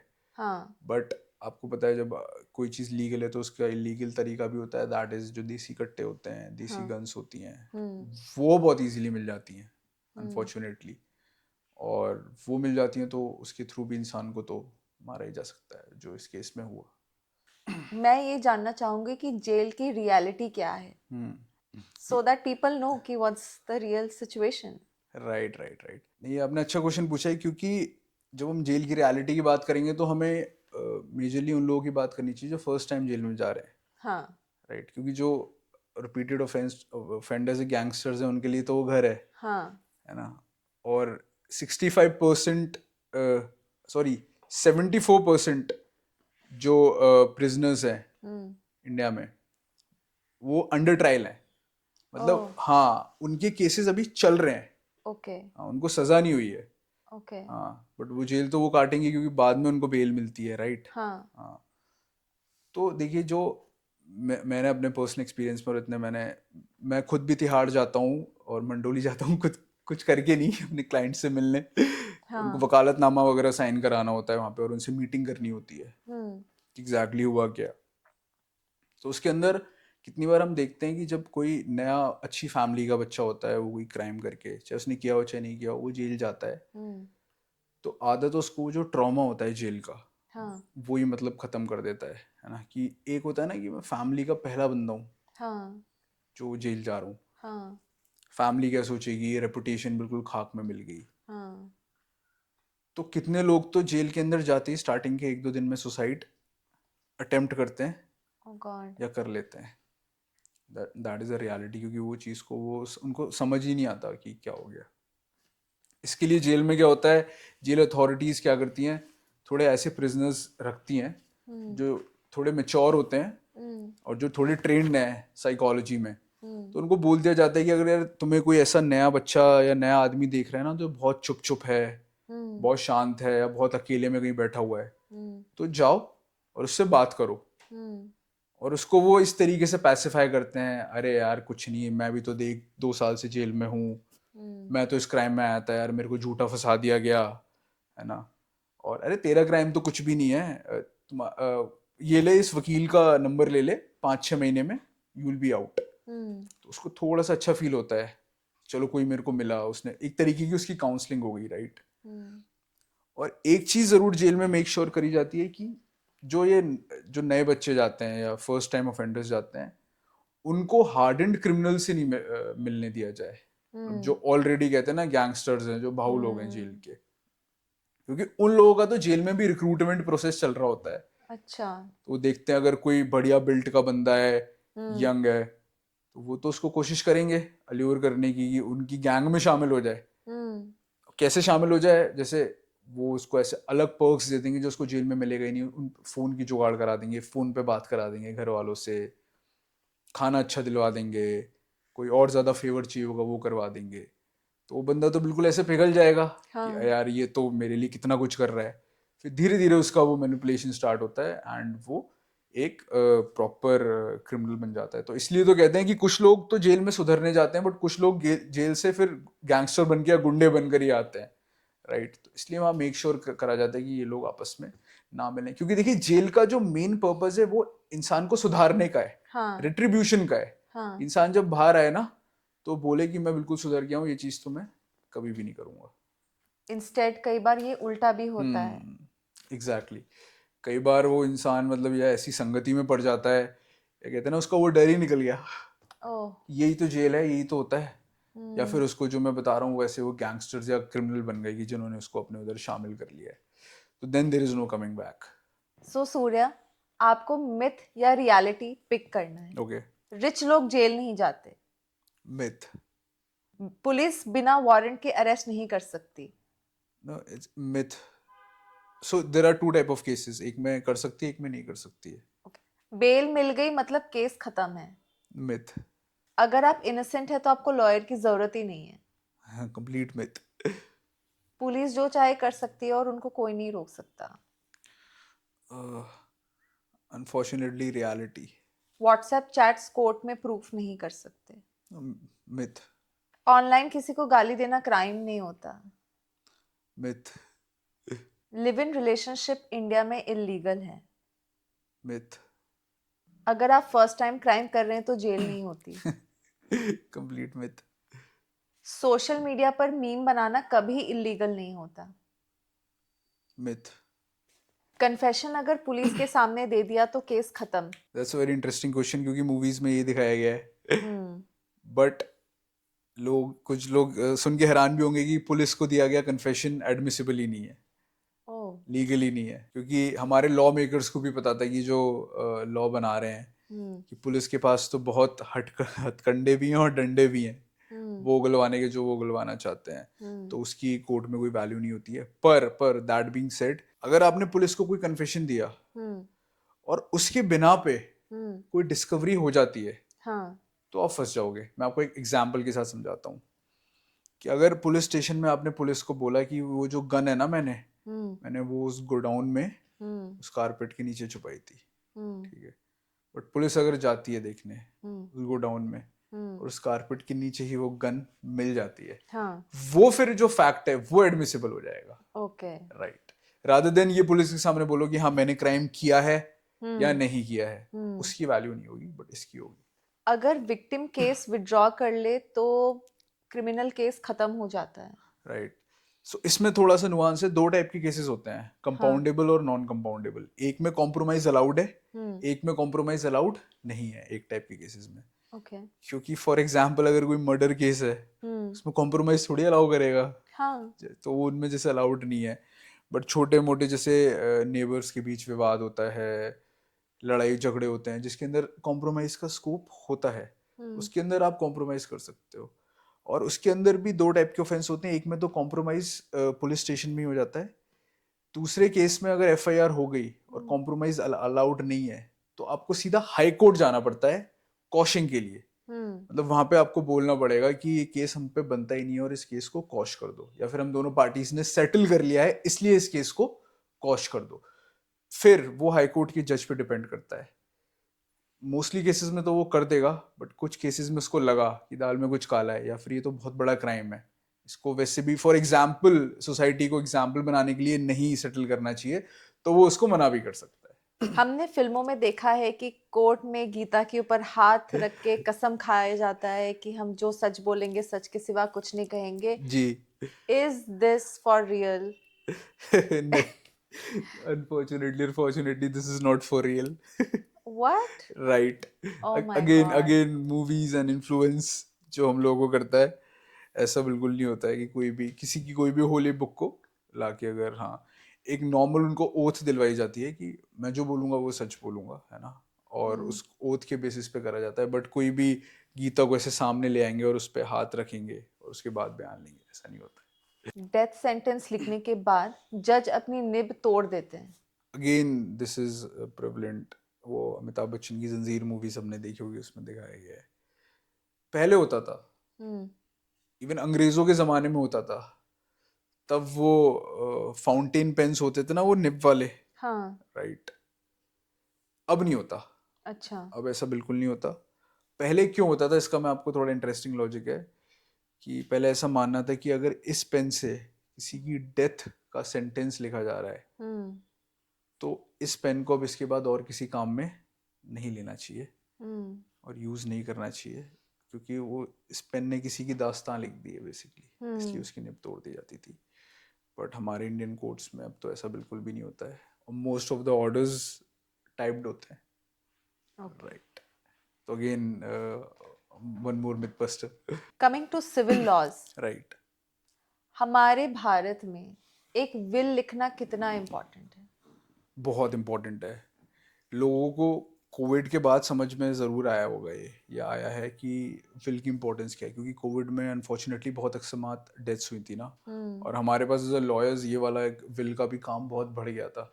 हाँ, तो तब तो वो नीड ऑफ द आवर थी, बट उसके बाद नॉर्मल लोगों को भी समझ में आया कि विल कितने इंपॉर्टेंट है। क्योंकि क्या होता है ना, हमारे इंडियन सोसाइटी में पता नहीं ऐसे क्यों है कि पार्टीशन, बंटवारा, विल, हाँ, इन चीज़ों को थोड़ा फ्राउन अपॉन किया जाता है हम्म, कि अगर ये चीज़ कर दी तो हम सच में अलग हो गए, अच्छा, है ना। ऐसी एक मानसिकता है। इन रियलिटी घर में कलेश बज रहे हैं, है हाँ, ना, डेली बेसिस पे। मतलब बस आप उस चीज को लीगलाइज नहीं कर रहे हो, फॉर्मलाइज नहीं कर रहे हो। हम्म, क्योंकि मैं अक्सर बोलता हूँ, जो लिखा जाता है वो ही पढ़ा जाता है। हम्म, और विल लिखना आज के टाइम में बहुत इंपॉर्टेंट है, क्योंकि कोई घर के बड़े बूढ़े, उन्होंने विल नहीं, बिना विल लिखे वो लोग चले गए, राइट। उसके बाद घर में कुछ नहीं होता, लड़ाई होती है, हम्म, ये तेरा, ये मेरा, ये तेरा और मेरा। और मैंने अक्सर देखा है कि पार्टीशन और बंटवारे में ना, हर एक इंसान को यही लगता है कि मेरे को कम मिला है, हम्म, दूसरे को ज्यादा मिल गया है। हम्म, तो उनकी जीते जी क्या होता है, विल ये सारी चीजों को फॉर्मलाइज कर जाती है।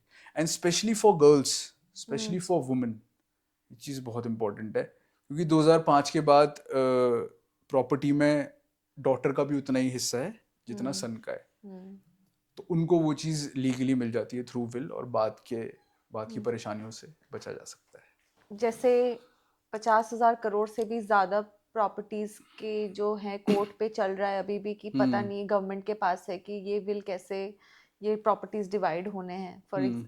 आई मीन केसेस अगर चल रहे हैं कोर्ट में। केसेस चल रहे हैं कोर्ट हम्म। में, तो अगर कोई बिना विल पास लिखे चला जाए तो वो डिस्ट्रीब्यूट कैसे हो रहा है एक फैमिली में? Right, right, that's a good question. Hmm, और इसके लिए फिर मैं बात करूंगा हिंदू सक्सेशन एक्ट की, क्योंकि हम्म, मेजोरिटी ऑफ द केसेस इनके ही होते हैं। हम्म, फिर हिंदू सक्सेशन एक्ट पिक्चर में आता है। हम्म, उसमें बताया गया है कि अगर कोई बिना विल लिखे मर हम्म, जाता है तो प्रॉपर्टी डिवाइड कैसे होगी, हम्म, राइट। तो उसके बाद जैसे कोई फादर थे, हम्म, उनकी प्रॉपर्टी थी और हम्म, वो बिना विल लिखे मर गए, हम्म, तो उनकी सबसे पहले प्रॉपर्टी डिवाइड उनकी क्लास 1 लीगल हेयर्स को होगी। अब हम्म, क्लास 1 लीगल हेयर्स में कौन कौन आता है?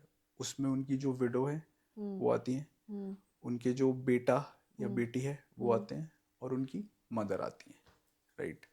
और इसके अंदर एक चीज़ ये भी है कि प्रॉपर्टी दो तरीके की होती है। हम्म, एक होती है इनहेरिटेड प्रॉपर्टी, हम्म, कहते हैं ना, बाप दादाओं के द्वारा प्रॉपर्टी हम्म, चली आ रही है जनरेशन टू जनरेशन। एक होती है सेल्फ एक्वायर्ड प्रॉपर्टी, कि हम्म, बंदे ने खुद से वो प्रॉपर्टी बनाई थी, कहीं से आई नहीं थी। तो जो सेल्फ एक्वायर्ड प्रॉपर्टी है वो तो जिस बंदे ने बनाई है वो किसी भी तरीके से उनको बांट सकता है। हम्म, ये तब है जब वो जिंदा होंगे। हाँ, अच्छा, हाँ। और जो इनहेरिटेड प्रॉपर्टी है हम्म, वो तो बंटवारे के थ्रू जाएगी। हम्म, हाँ। तो उनकी डेथ के बाद Indian succession act comes into the picture, और जो क्लास 1 लीगल हेयर्स है उनको बराबर बराबर तरीके से वो प्रॉपर्टी दी जाती हम्म। एक फेमस केस है, संजय कपूर, है। He passed away, right. And can you throw some light कि उस केस में क्या हो रहा है, क्योंकि उनके प्रीवियस स्पाउस करिश्मा कपूर के थ्रू 2 बच्चे हैं उनके, एंड देन सेकंड वाइफ के थ्रू हम्म। उनका अपना एक बेटा है, hmm. And then there is mother. Right, right, हाँ, राइट, एग्जैक्टली। तो अब इसमें कहीं से एक एक विल आ गई हम्म, है ना, हम्म, जो आई गेस उनकी जो करंट वाइफ थी उन्होंने पेश करी है, और उन्होंने बोला कि ये तो विल लिख कर गए थे। हम्म, तो जो करिश्मा कपूर हैं और हम्म, जो मदर हैं, वो बोलती हैं कि ये विल पूरी तरीके से फॉर्ज और फैब्रिकेटेड है, हाँ, ये विल उन्होंने लिखी नहीं है। हाँ, उसके लिए वो क्या बोलती हैं, वो उसके अंदर कुछ स्पेलिंग मिस्टेक्स होती हैं वो दिखाती हैं, हम्म, थोड़ा सा लैंग्वेज उनकी जो राइटिंग है हम्म, उसमें डिविएशन है वो हाँ, दिखाती हैं, हाँ, राइट। तो उसके लिए ये दिल्ली हाई कोर्ट में मैटर चल रहा है। हम्म, तो उसके लिए इवन हैंड राइटिंग एक्सपर्ट्स को भी बुलाया गया है, हम्म, जो उनकी पुरानी हैंड राइटिंग है, नहीं है, फॉरेंसिक एक्सपर्ट्स को बुलाया गया है जो इस चीज़ को चेक करें, इस चीज़ की पुष्टि करें। क्योंकि ये मोस्ट प्रॉब्ली उनकी सेल्फ एक्वायर्ड प्रॉपर्टी रही होगी, है ना। हाँ, अब उसके अंदर तो वो विल लिखकर जिसको देना चाहेंगे उसको दे सकते हैं, राइट। हम्म, जैसे कि मैंने बताया था, सेल्फ एक्वायर्ड प्रॉपर्टी को किसी को हम्म, भी दिया जा सकता है। बट जो करिश्मा कपूर एंड फैमिली वो बोलते हैं कि विल लिखी नहीं गई है। तो अगर विल नहीं लिखी गई होगी तो हिंदू सक्सेशन एक्ट के थ्रू जो उनकी क्लास जो लीगल हेयर्स होंगे, उनकी मदर, बच्चे, उन सबको वो चीज़ मिलेगी। हम्म, तो ये जो पूरी लड़ाई है इसी चीज़ के ऊपर है कि किसको कितना हिस्सा मिलना चाहिए और कैसे मिलना चाहिए। राइट। ये बहुत होता है आजकल कि लोगों ने अपने दोस्तों को पैसे दे दिए, 2 लाख 3 लाख 4 लाख, और मे बी मोर और लेस, राइट। उस दोस्त ने कभी पैसे नहीं लौटाए, ना कोई रिटर्न एग्रीमेंट होता है। राइट। क्या होता है ऐसे केसेस? मैं तो सबसे बोलता हूँ भाई पैसे मत दो, दोस्ती भी जाएगी, पैसे भी जाएंगे। हम्म अनटिल एंड अनलेस बहुत क्लोज फ्रेंड है और इन रियलिटी कोई मेडिकल या फैमिली सिचुएशन है, हम्म तो ऐसे तो बहुत केसेस आते हैं कि पैसे दे दिए हैं और कुछ होने तो चलो, जो यूपीआई और बैंक ट्रांसफर कर रहे हैं वो तो तब भी एक प्रूफ है, एक प्रमाण है। हाँ। कैश में पैसे दे दे रहे हैं यार, ओहो। मतलब कैश में पैसे दे दे रहे हैं, फिर बोल दे सर उसने हमारे उतने पैसे ले लिए, तो कुछ लोग तो बिल्कुल ही ब्लॉक कर देते हैं, कुछ कहते हैं ना टल्ला दे रहा है, आज दूंगा, कल दूंगा, परसों दूंगा। तो उसके अंदर तो देखिए इन जनरल बोला जाता है कि एक तो आप एग्रीमेंट बनवा लिए, हम्म राइट, फ्रेंडली लोन जिसे कहते हैं ना। हम्म और अगर दूसरे, अब जब आप फ्रेंडली लोन बनाओगे तो हो सकता है दूसरे इंसान को उस चीज में प्रॉब्लम हो रही हो, यार लोन एग्रीमेंट क्यों बना रहा है, तो वो बहुत बड़ा रेड फ्लैग है अच्छा।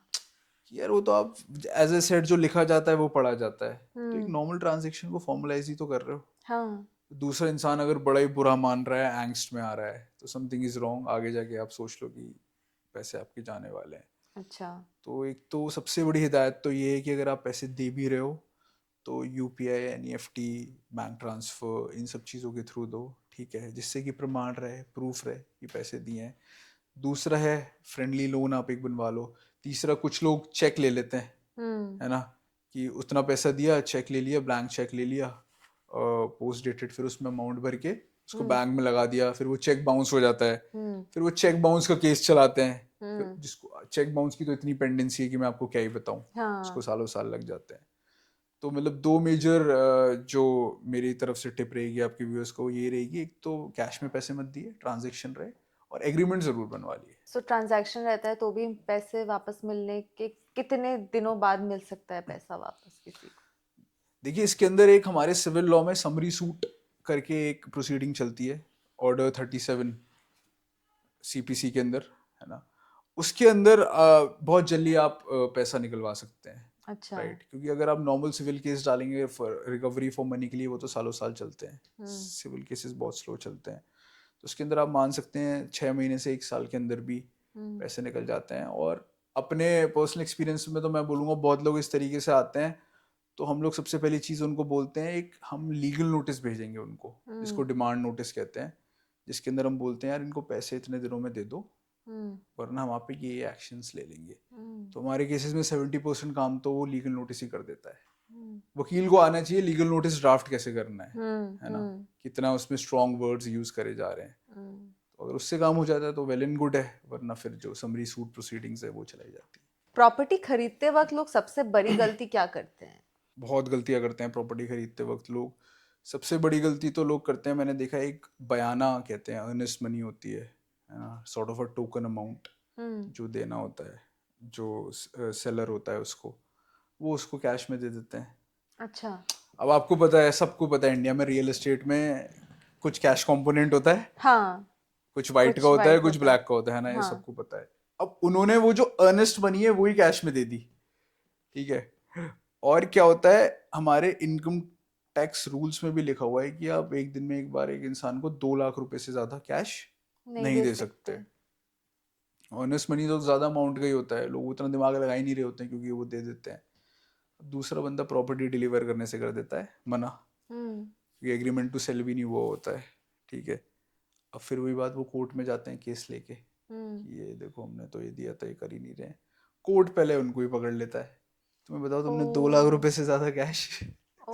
दिया कैसे, इनकम टैक्स एक्ट और रूल्स के हिसाब से सब पहली चीज तो ये इलीगल है। और पहले तो आप प्रूव ही नहीं कर पा रहे होगे, दूसरा बंदा तो फिर अपने बहुत सारे डिफेंसेस ले ही लेगा। दूसरा है वो यही चेक नहीं करते हैं कि इस प्रॉपर्टी पे कोई लोन तो नहीं है, अच्छा। हाँ, इस प्रॉपर्टी पे कोई लीगल केस तो नहीं चल रहा है, हाँ। इनकम्बेंस जो होता है वो क्लियर है कि नहीं है। हम्म और आपने कोई लिटिगेशन डिस्प्यूटेड प्रॉपर्टी ले ली है, उसके अंदर तो आप भी पार्टी बन जाओगे, हाँ। इसको लेस पेंडेंस कहते हैं हमारे में। अब आप भी उसमें पार्टी बन के केस लड़ रहे हो, ये तो उल्टा मेरे साथ ही फ्रॉड हो गया है। हाँ। तो ये सारी चीजें हैं जो बहुत फंडामेंटल मिस्टेक्स होती हैं, बट लोग कर देते हैं। सो कैसे कोई बचे इस स्कैम से, क्योंकि ये बहुत हो रहा है राइट। कि प्रॉपर्टी है, यही ब्रोकर्स आते हैं, सपने दिखाते हैं कि आपको ये मैं इतने अच्छे सुंदर दाम में दे दूंगा, राइट। एंड लोग ले लेते हैं, फिर फंस जाते हैं। राइट। एंड कैसे एक आम आदमी पता कर सके कि यार ये प्रॉपर्टी लिटिगेशन में है, what are the ways? Right. नहीं, बिल्कुल ये बहुत इंपॉर्टेंट है। सबसे इम्पोर्टेंट तो मैंने आपको बताया, स्टार्टिंग की ट्रांजेक्शन्स तो आप बैंक के थ्रू ही करें और वही करें, इवन जो अर्नेस्ट मनी वाला था। दूसरा ये चेक करने के लिए कि कोई टाइटल डिस्प्यूट तो है कि नहीं है, कोई केस तो है कि नहीं है। इसके अंदर आप एक लॉयर की हेल्प ले सकते हैं, अच्छा। है ना। हाँ, एग्जैक्टली। आप उसी टाइम पे एक लॉयर के पास चले जाइए, वो पूरी की पूरी title report, title search history आपको निकाल के दे देगा कि अच्छा। स्टार्टिंग से ये प्रॉपर्टी किस पे कैसे कैसे कैसे करके आ रही थी, और सब लोगों ने अपनी रजिस्ट्री कराई थी कि नहीं कराई थी, किसी ने पावर ऑफ अटॉर्नी के थ्रू तो नहीं बेची है, यहाँ तक आई कैसे, और पहले कोई केस हुआ था तो नहीं हुआ था, और अगर हुआ था तो उस केस का स्टेटस क्या है। तो अगर वो सही टाइम पे एक लॉयर के पास आ जाए तो उनको जेन्युइनली बहुत ज़्यादा उसके अंदर हेल्प मिल सकती है। अगर कोई 12 साल तक एक प्रॉपर्टी में रह ले तो वो प्रॉपर्टी उसकी हो जाती है, करेक्ट। लोग रहने लगते हैं, and this is where we are, we belong, and this is ours now. Right. Right. Right. नहीं नहीं, ये अगेन मैं इसको ऐसे बोलूँगा कि अगर कोई 50 साल भी कोई टेनेंट, किराएदार, बेसिकली किसी मकान मालिक की प्रॉपर्टी में रह ले, तो भी वो उसकी नहीं होती है। वो एक किराएदार ही रहेगा और मकान मालिक एक मकान मालिक ही रहेगा। तो ये एक बहुत बड़ा मिथ है जो लोगों को लगता है कि 12 साल एक जगह पे आप एज ए किराएदार ही रह रहे हो तो आपसे खाली नहीं कराया जा सकता, क्योंकि आप तो ऐसे शो कर दोगे कि मेरी तो अब रोजी रोटी इस पे है, मेरी ब्रेड अर्निंग यहाँ से हो रही है। सो बेसिकली इस जो कॉन्सेप्ट होता है ना, इस कॉन्सेप्ट को कहते हैं लॉ ऑफ एडवर्स पोजेशन। तो इसमें मैं आपके दर्शकों को समझाना चाहूंगा, ये चीज़ कब होती है, ये चीज़ होती है पर कब होती है, जब किराएदार ने मकान मालिक को बोल दिया हो इसमें तुम्हारा तो कोई राइट नहीं है, मैं अब इस प्रॉपर्टी का मालिक हूँ। मकान मालिक ने उस चीज का ऑब्जेक्शन ना कराओ, और किराएदार ओपन में उस प्रॉपर्टी में, उस प्रॉपर्टी का ओनर, उस प्रॉपर्टी का राजा बन के रहने लगे, और अगल बगल के सब लोगों को भी पता हो कि इस प्रॉपर्टी का ओनर तो अब ये है, ना कि मकान मालिक, और किराया देना भी बंद कर दे और मकान मालिक किराया मांगना भी बंद कर दे। ये सब चीजें जब हो जाएंगी और फिर 12 साल हो जाएंगे, तब बोला जाएगा कि जो किराएदार है वो इस प्रॉपर्टी का मालिक है। राइट। क्योंकि फिर तो वो उसके इंटरेस्ट से, उसके इंटेंट से दिख गया ना कि उसको वो प्रॉपर्टी से कोई मतलब नहीं है। अच्छा। अगर उसने उस 12 साल में एक बार भी उससे रेंट मांगा होगा ना, तो ही वो चीज नलीफाई हो जाएगी, क्योंकि है किराएदार। ऐसा भी होता है राइट। कि देयर आर पीपल जिनको पता नहीं है, एग्जैक्टली। मतलब भी नहीं है कि रेंट आ रहा है नहीं आ रहा नहीं आ रहा है। वो पहले पगड़ी सिस्टम चलते थे ना पहले, उस पे उन्होंने बनाया रखा है। हम भी there are lot of cases हम पे आते हैं, एविक्शन करवाना होता है, दुकान खाली करवानी है, केसेस चल रहे हैं, या फिर वो दुकान में है 80 साल से, उनको खाली नहीं करनी है, तो भी केसेस चल रहे हैं। हाँ। कई लोगों ने कहा है कि लोग कहते हैं कि जो नए लॉयर्स हैं वो बस रह जाते हैं, वो बस टहल रहे हैं, और जो असली पैसा है बीइंग अ लॉयर वो एक नामी लॉयर्स के ही पास जाता है। क्या ये सच है? देखिए, इसमें काफ़ी हद तक तो मैं बोलूँगा सच है। जो स्पेशली नए लॉयर्स हैं, फ्रेशर्स हैं, न्यूली ग्रेजुएट हैं, और जो स्पेशली फर्स्ट जनरेशन है, इसमें भी थोड़ा सा नेपोटिज्म तो मैं डिनाई नहीं करूँगा, लॉ में है। राइट। अच्छा। मैं उसके फेवर या अगेंस्ट में नहीं हूँ, वो तो हर फील्ड में है। हाँ। है ना। अभी मैं भी यहाँ पे फर्स्ट जनरेशन लॉयर हूँ, जब मैं भी बहुत इस्टेब्लिश हो जाऊंगा तो शायद मैं भी एक्सपेक्ट करूंगा कि जो मेरा बेटा या बेटी होगा वो इसको कैरी फॉरवर्ड करके ले जाए। राइट। हाँ। बट एक चीज़ ज़रूर है जो हमने देखी है कि जो फर्स्ट जनरेशन लॉयर्स होते हैं वो स्ट्रगल करते हैं, क्योंकि लॉ में स्टार्टिंग में पैसा कम है। ओके। राइट। क्योंकि जो ज़्यादा इस्टेब्लिश लॉयर्स होते हैं आप उनको ही ज्वाइन करोगे उनके चेम्बर में, आप उनकी जूनियर बन के, तो वो थोड़े और ज़्यादा इस्टेब्लिश लॉयर्स हैं, वो थोड़े एज उनकी ज़्यादा हो चुकी होती है, तो अपने टाइम में वो भी वैसे ही ट्रीट हुए थे। राइट। अच्छा। तो उनको लगता है अभी तो ये सीख रहे हैं, तो कुछ सीखने के उनको इतने पैसे मिल रहे हैं, यही बहुत है। कुछ लॉ फर्म्स तो पैसे भी नहीं देती हैं। ओहो। हाँ, कह रहे कि तुम सीख रहे हो ना, तो इसमें तो सारा गेम सीखने का ही है, तो आप हाँ उतने बेटर वकील बन पाओगे, आपको रियल केसेस पे काम करने का मौका मिल रहा है। और कुछ लॉयर्स और लॉ फर्म्स देते हैं तो वो बहुत पीनट सैलरी देते हैं, जो आज के ज़माने में अगर कोई बच्चा बाहर से आया है दिल्ली में प्रैक्टिस कर रहा है उसके लिए शायद इनफ नहीं होगा। हम्म ग्रेजुअली चीज़ें चेंज हो रही हैं, हम्म मैं बोलूँगा। अब जैसे हमारे जैसे लॉयर्स भी हैं जो फर्स्ट जनरेशन लॉयर हैं, जो अब इंडिपेंडेंट हो गए हैं, मतलब अपनी खुद की लॉ फर्म चला रहे हैं।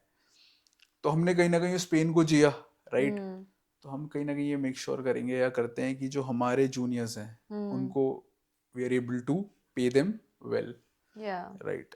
तो दिस थिंग इज 100% चेंजिंग। बाकी ये बात ज़रूर सही है कि जो टॉप में इस प्रोफेशन में कहते हैं स्काई इज़ द लिमिट, है ना। तो पैसा तो बहुत है, बेशुमार है, बट ये प्रोफेशन आपके स्टार्टिंग के 5-10 साल ज़रूर मांगता है। अगर आप उसको टाइम दे दो तो आगे के जो 30-40 साल हैं वो फिर वो आपको दे देगा। तो कुछ लॉयर्स दिन का 1 करोड़ भी कमाते हैं। अभी अभिषेक मनु सिंह भी हैं, सीनियर एडवोकेट हैं सुप्रीम कोर्ट के। उन्होंने राज्यसभा का नॉमिनेशन भरा था, तो नॉमिनेशन में आपको अपने एसेट डिक्लेरेशन करना होता है। तो उन्होंने 2,500 करोड़ रुपए के एसेट्स डिक्लेयर करे। तो that basically answers oh your God. Question. उन्होंने लास्ट ईयर आई गेस 300 कुछ करोड़ रुपए कमाए थे, और जिसकी मैथ्स अच्छी है, नॉर्मल मैथ्स वाला भी कर लेगा कि दिन के 1 करोड़ रुपए से तो शायद ज़्यादा ही हो गए, क्योंकि सैटरडे संडेज तो सुप्रीम कोर्ट बंद रहता है और कितनी छुट्टियां आती हैं। Wow. So hopes, there are hopes for the 100%। budding lawyers, and how high are the hopes आपने बता ही दिया। Right right right. Road accidents में आजकल कोई किसी को हेल्प करने नहीं जाता, ये Right. सोच के कि भैया अगर मैं इसे हेल्प करूंगा तो मैं फंस जाऊंगा। क्या हमें हेल्प करना चाहिए? क्या लॉज हमारे तरफ है जो हेल्प करना चाहते हैं, या Right. लोगों को डर के रहना है? राइट। नहीं, आपने बहुत ही पर्टिनेंट और बहुत सही सवाल उठाया है। ये बहुत ज़्यादा हमारी जनरल पब्लिक में है कि अगर मेरे सामने कोई रोड एक्सीडेंट हो रखा है और मैं वहाँ उसकी हेल्प करने जाऊँ, उसको लेकर हॉस्पिटल जाऊँ, तो कहीं उल्टा पुलिस मेरे पे ही केस ना बना दे, ये एक्सीडेंट तो तुमने किया होगा हाँ इसलिए तुम लेकर आए हो, या फिर कोई और मेरे को विटनेस बनना पड़ेगा, अगर उसकी डेथ हो गई उसकी फैमिली को क्या जवाब दूंगा।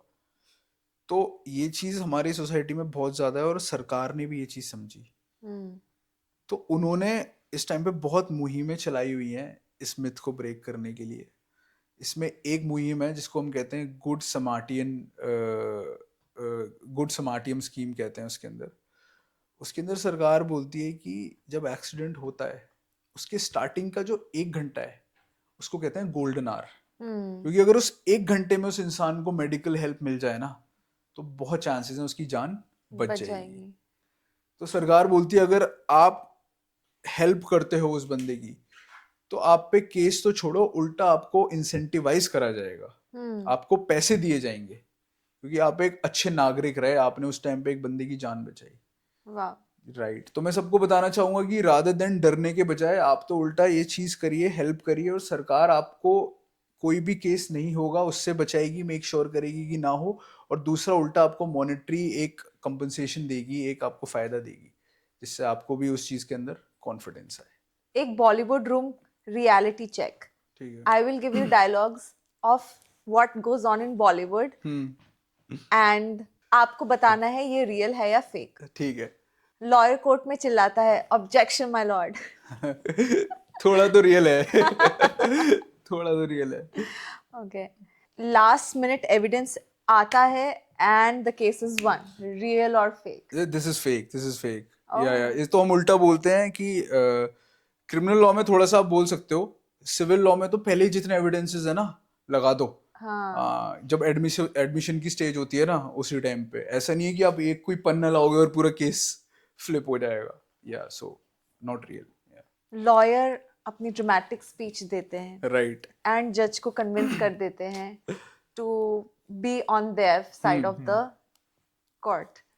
सो रियल या फेक? That is 100% real. मैं आपको इसमें ओह वाओ। एक कोटेशन भी देता हूँ।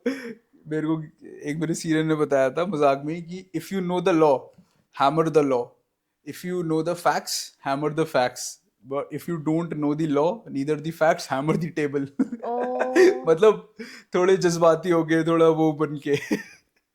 कोशिश करो माहौल को अपनी साइड करने का। Wow right. Surya, thank you so much for the wonderful insights जो आपने दिया है, क्योंकि I think topic is very vast, right. Civil, criminal, matrimony, but एक ऊपर नज़र से जो हमने डिस्कशन किया है आज, I think it was very helpful. नहीं, thank you so much Shivi, आपने मेरे को ये मौका दिया। एंड आई गेस आपके जो दर्शक है कुछ ना कुछ इंसाइटफुल अपने लाइफ में लेके जा रहे होंगे, क्योंकि लीगल अवेयरनेस आजकल बहुत इंपॉर्टेंट हो गई है ना। जैसे लोग फाइनेंशियली आजकल अवेयर हैं, वैसे ही लोगों को लीगल अवेयर भी होना ज़रूरी है। And thank you for giving me this platform, ये बात रखने के लिए। Thank you. वेलकम।